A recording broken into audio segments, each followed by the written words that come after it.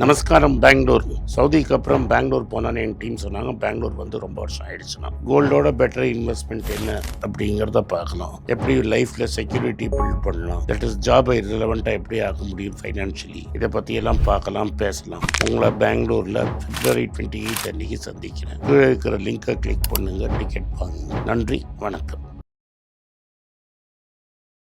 வணக்கம். மீண்டும் மணிப்பேச்சில் உங்களெல்லாம் சந்திப்பதில் எனக்கு மிக்க மகிழ்ச்சி.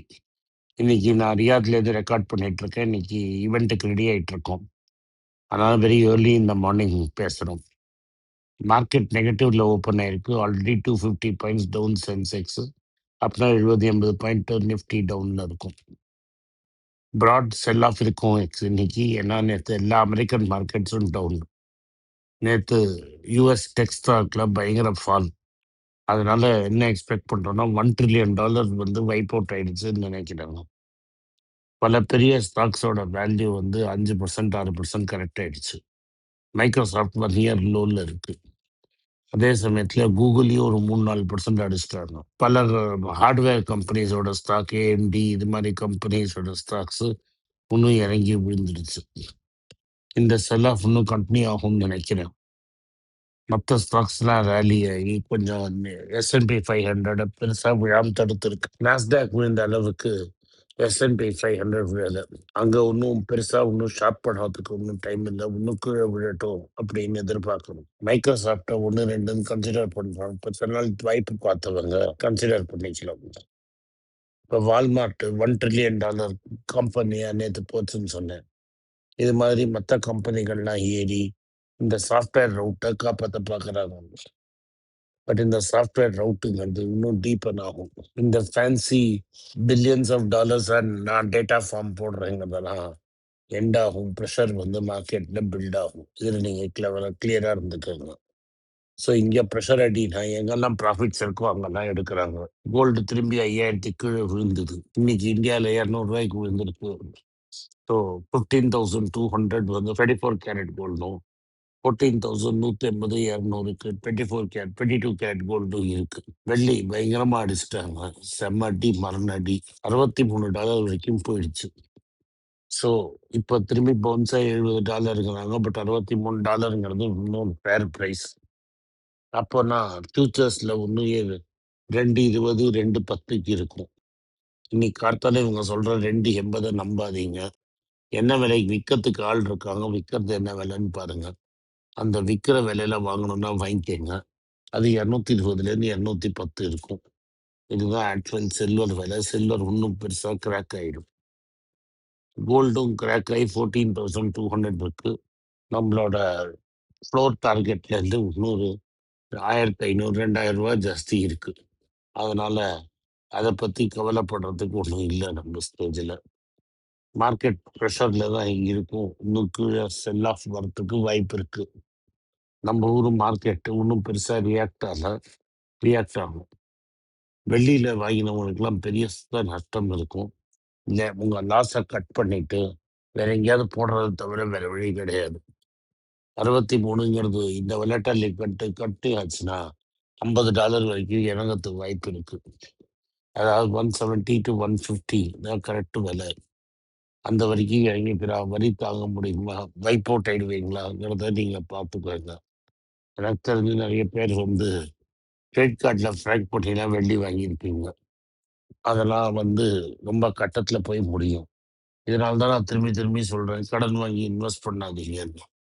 If the market goes against you, நீங்கள் இங்கேருந்து எழுந்துக்கிறதே ரொம்ப கஷ்டமாக போயிடும். ஸோ தெளிவாக வந்து இதுதான் செய்தி. அமெரிக்காவில் இன்னும் அன்சர்டினிட்டி இருக்குது. இன்னும் ஒரு டெக்கு கீழே விழும். இதே சமயத்தில் நம்ம பிட்காயினை பற்றி பேசணும்னா தப்பாயிடும். பிட்காயின் 60,000க்கு வந்துருச்சு. சரி, பிட்காயினாவது 60. மற்ற ஊர் பேர் தெரியாத காயின் எல்லாம் நம்ம இன்டர்நெட்ஸ் இன்வெஸ்ட் பண்ணதெல்லாம் அட்ரஸே தெரியாமல் போயிருக்கும். இதனால தான் சொன்னேன், நீங்கள் இது பக்கத்தில் போகாதீங்க, கிரிப்டோ பக்கத்தில் இல்லை. அது ஒரு கிரேசி வேர்ல்டு. அது வந்து நம்மளால புரிவிடாது. என்ன பண்ணுறாங்கன்னு தெரியாது. பெரிய பிளேயர்ஸ் எல்லாம் சப்ளை டிமாண்டில் மேனேஜ் பண்ணிப்பாங்க. அவங்க காசு அடிச்சிருவாங்க. நம்ம வந்து will be holding the can. அதனால இதை கம்ப்ளீட்டாக அவாய்ட் பண்ணுறது உங்களுக்கு நல்லதுன்னு நான் நினைக்கிறேன். ஸோ இது இனிமே திரும்பி அவன்கிட்ட வந்து டீடாலரைசேஷன் பத்தி கேள்வி கேட்க மாட்டேங்கன்னு நினைக்கிறேன். டீடாலரைசேஷன்ங்கிற ட்ரேட அடிச்சு காலி பண்ணிடுச்சு market. Not because of anything else. வேர்ல்டுல வேற கிரெடிபிள் ஆல்டர்னேட் டாலர் ஒன்றும் கிடையாது. ஆல்டர்னேட் வர வரைக்கும் டாலர் தான் ராஜா. ஆல்டர்னேட் வருதுன்னு எனக்கு தெரிஞ்ச நானே முதல்ல உங்களுக்கு சொல்றேன். அதனால டாலருக்கு ஆல்டர்னேட் இல்லை, கோல்டுக்கு ஆல்டர்னேட் இல்லை, சில்வர் புது கோல்டு இல்லை, அண்ட் டெஃபினெட்லி நாட் காப்பர், அதுவும் படுத்துருச்சு. அதனால இனிமே இந்த மெட்டல்ஸ்ல ட்ரேட் பண்றதெல்லாம் நிறுத்திடுங்க. இது மாதிரி சந்தேகம் கேட்கறதும் நிறுத்திடுங்க. இப்போ இந்தியா பக்கம் திரும்பலாம். இந்தியாவில் பல ஸ்டோரிகள்ஸ் இருக்கு. First Tata motor passenger vehicle heavy loss, turnover 26% குறைஞ்சிருக்கு. ஐயோ என்ன ஆச்சுன்னு நினைக்காதீங்க, இங்கே பேசஞ்சர் வெஹிக்கிள்லாம் நல்லா தான் போயிட்டு இருக்கு. அந்த சைபர் அட்டாக்னால ஜெயலர் 2 மாசம் 3 மாசம் போனதுல வந்த வினை இது சரியா போயிடும். டாடா மோட்டார்ஸோட ரேஞ்ச் ரோவரோட பேசிக் மெட்டீரியல் மாடலெல்லாம் ராணிப்பேட் பக்கத்துல அவங்க ஃபேக்டரியில அசம்பிள் பண்ணி உலகத்துக்கு சப்ளை பண்ண போறாங்க. இதனால இவங்க காஸ்ட் குறையும். இந்தியாவில் இவங்க டிமாண்டே ரொம்ப ஜாஸ்தி இருக்கு. அதனால இந்தியா டிமாண்ட் அந்த ராணிப்பேட் ஃபேக்டரி மூலமா முடிக்கலாம்னு சொல்றாங்க. இது வந்து லாஸ் ஹெவியா இருந்ததுனால இந்த வாட்டி வந்து டிவிடெண்ட் வருமானு டவுட்டு. பட் இந்த லாஸை இவங்க டெஃபினட்டா மேக்கப் பண்ணிடுவாங்க. இதுதான் டாடா பேசஞ்சர்ல நியூஸ். இன்னைக்கு அவங்களோட இன்னொரு ட்வின்னா இருக்கிற டாடா ஸ்டீலோட ரிசல்ட் வருது. அதை உன்னிப்பா கவனிப்பா. அது வந்து ப்ராஃபிட்டபிளா இருக்கும். ஏன்னா ஷேர்ஸும் நல்ல ஹை லெவல்ல இருக்கு. அதனால டாடா ஸ்டீல்ல ப்ராப்ளம் இருக்காது. இந்தோ யூஎஸ் ட்ரேட் டீல் பத்தி பார்ப்போம். இது என்ன சொல்றாருன்னா, இப்போ பியூஷ் கோயல் ஃபர்ஸ்ட் டிரான்ஸ் தான் நெகோஷியேட் ஆயிருக்கு. இந்த ஃபர்ஸ்ட் டிரான்ஸ் வரதுக்கே 5 நாள் ஆகும். எப்போ ரேட்டு குறைப்பாங்கன்னு தெரியல. அதுக்கப்புறம் எக்ஸிக்யூட்டிவ் ஆர்டர் சைன் ஆகும். வர்ச்சுவல் சைனிங் செரமனி இருக்குங்கிறாரு. சைனிங் செரமனி முடியறதுக்குள்ள மார்ச் 20ஆம் தேதி ஆயிடும். மார்ச் 30ஆம் தேதியிலேருந்து உங்களுக்கு டரிஃப் குறைஞ்சா உங்களுக்கு லக்கு. ஊசி மூசி அதுதான் சொல்றாரு. அடுத்தது 500 பில்லியன் நாங்கள் சொல்லலைங்கிறாரு. ஆனால் long list of laundry list படிக்கிறாரு. 100 போயிங் பிளேன் 70 பில்லியன் அனுப்பிச்சோடனே ஒத்துக்கிட்டாருன்னு தெரியுது. ஸோ அந்த 5 வருஷத்துல $500 பில்லியன் ஒத்துன்னு இருக்கோம். அப்படி பண்ணலைன்னா ட்ரம்ப் சவுத் கொரியா மேலே சாங்ஷன் போட்ட பிறகு நம்ம மேலேயும் போடுறதுக்கு வாய்ப்பு இருக்கு. அதனால நம்ம கேர்ஃபுல்லா இருக்கிறதே பெட்டர். சன் ஃபார்மாவோட திலீப் சாஹி வந்து அசாம்ல ஒரு ஃபேக்டரி கட்டினார்ல, அதுல 500 கோடி எக்ஸ்ட்ரா இன்வெஸ்ட் பண்ணியிருக்கிறாருங்கிறது செய்தி வந்திருக்கு. இது வந்து எதுக்குன்னா, ஒரு போல் போர்ட் எலெக்ஷன் போற ஸ்டேட்ல இந்த அனௌன்ஸ்மெண்ட்ஸ் வரும். அதனால இவங்க வந்து இன்வெஸ்ட் பண்ணியிருக்காங்க இவங்க ஃபேக்டரிக்கு. கவர்மெண்ட் இதுக்கு கிளீன் எடுத்துக்கும். இதுதான் நடக்க போகுது. இதுதான் வந்து ஃபார்மால பெரிய டெவலப்மெண்ட்.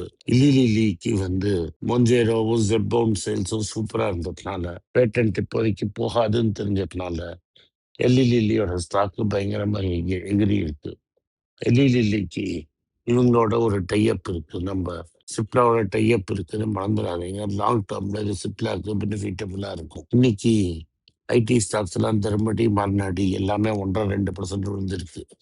அதனால உங்களுக்கு மனசு பிடிச்ச ஐடி ஸ்டாக்கு 1-2 கன்சிடர் பண்ணிக்கோங்க. அமெரிக்கால ரிக்கவரி இப்போதைக்கு இமனண்டா இல்லை. அங்க ரிக்கவரி ஆனாதான் இங்க திரும்பி ஸ்டாக் ஏறும். திரும்பி இன்னைக்கு ஒரு 300-400 பாயிண்ட் விழுந்ததுன்னா ஏர்ல 2000 பாயிண்ட்ல 1000 பாயிண்ட் போயிடுச்சு. இந்த இண்டெக்ஸ் ஏறுறது இறங்குறத வச்சு ஏமாந்துடாதீங்க. இண்டிவிஜுவல் ஸ்டாக்ஸ் பயங்கரமா வலிக்கும். உங்களுக்குலாம் ஞாபகம் இருக்கும், பிளாக் ஸ்டோன் வந்து ரிசர்வ் பேங்க்ல பர்மிஷன் கேட்டிருந்தான் ஃபெடரல் பேங்க்ல 9.9% ஸ்டேக் வாங்குறதுக்கு. இவங்கெல்லாம் அவங்க பொசிஷனை எக்ஸ்பேண்ட் பண்றாங்க. அந்த அப்ரூவல் கிடைச்சிருச்சு. ஆனால் ஓட்டிங் ரைட் கிடையாது. அதனால அந்த பேங்க்கு 9.9% பணத்தை வந்து பெற்றுக்கொள்ளலாம் அப்படின்னு சொல்லிட்டாங்க. இப்போ ஓவராலா பார்த்தீங்கன்னா இண்டஸ்ட்ரியில பேங்கிங்ல டெபாசிட் பிடிக்கிறது ரொம்ப கஷ்டமா இருக்கு. டேர்ம் டெபாசிட்லாம் ரொம்ப ஹை காஸ்டா இருக்கு, வெல்லியபிளா இல்லை. அதனால இன்னைக்கு ஆர்பிஐ ரேட் கட் பண்ணலைனாலும் டெபாசிட் பிடிக்கிறது ரொம்ப கஷ்டமா இருக்கு. அதனால ஆர்பிஐ இன்னையோட ரேட் கட்டு ஒரு டாப் ஷோவாக தான் நான் பார்க்குறேன். இந்த வீடியோ உங்களுக்கு பிடிச்சிருந்தா இந்த வீடியோவை லைக் பண்ணுங்க. எங்கள் சேனலை சப்ஸ்கிரைப் பண்ணுங்க. பெல் நோட்டிஃபிகேஷன் தட்டுங்க. இந்த வீடியோ முடிஞ்சா உங்க சொந்தக்காரங்களுக்கும் ஃப்ரெண்ட்ஸுக்கும் அனுப்புங்க. நன்றி, வணக்கம். எல்லாருக்கும் வணக்கம். குழந்தைங்களுக்காக ஃபைனான்சியல் லிட்ரஸி மணி ஃபார் நத்திங்னு 2வது பார்ட்டு. அண்ட் இதில் வந்து செக் எழுதுறது எப்படி, டெபாசிட் ஸ்லிப் எழுதுறது எப்படி, பணம் எப்படி வந்தது, பார்ட்டர்லேருந்து டிமானிட்டைசேஷன் வரைக்கும் எல்லாத்தையும் கவர் பண்ணியிருக்கோம். உங்கள் குழந்தைங்க அப் டு ஏஜ் 10-12க்கு ரொம்ப யூஸ்ஃபுல்லாக இருக்கும். இந்த புக் இப்போதைக்கு ஒரு ஸ்பெஷல் ப்ரைஸில் 450 ரூபாய்க்கு கொடுக்குறோம். இதை யூஸ் பண்ணிக்கோங்க. நன்றி, வணக்கம். moneypage.com வெப்சைட்டை சப்ஸ்கிரைப் பண்ணுங்க. ஒரு வாரத்துக்கு 4 ப்ரீமியம் ஆர்டிக்கலும் ஃப்ரீ ஆர்டிகல்ஸ் ஒரு 10லேருந்து 15 நாங்கள் போடுறோம். இது சப்ஸ்கிரிப்ஷன் ஒரு மாதத்துக்கு 99 ரூபா தான். இங்கே சொல்கிற கான்செப்ட்ஸை கிரேட்டாக எக்ஸ்பேண்ட் பண்ணி போடுறோம். நீங்கள் படிச்சிங்கன்னா உங்களுக்கு யூஸ்ஃபுல்லாக இருக்கும். நன்றி, வணக்கம். வணக்கம். குழந்தைங்களுக்காக ஒரு புஸ்தகம் லான்ச் பண்ணோம். அது ரொம்ப சக்ஸஸ்ஃபுல்லாக இருக்குது. யாருக்கெல்லாம் அந்த புஸ்தகம் போகணுமோ எங்கள் டீமுக்கு கான்டாக்ட் பண்ணுங்கள். கீழே இருக்கிற நம்பர்லேயும் வெப்சைட்லேயும் கான்டாக்ட் பண்ணிங்கன்னா உங்களுக்கு அந்த புஸ்தகத்தை நீங்கள் வாங்கிக்கலாம். மற்ற எங்கள் புஸ்தகமும் அவைலபிள். எங்கள் வெப்சைட் மூலமாகவும் வாங்கலாம். கீழே இருக்கிற வாட்ஸ்அப் நம்பர்லேயும் மெசேஜ் அனுப்பலாம். நன்றி, வணக்கம்.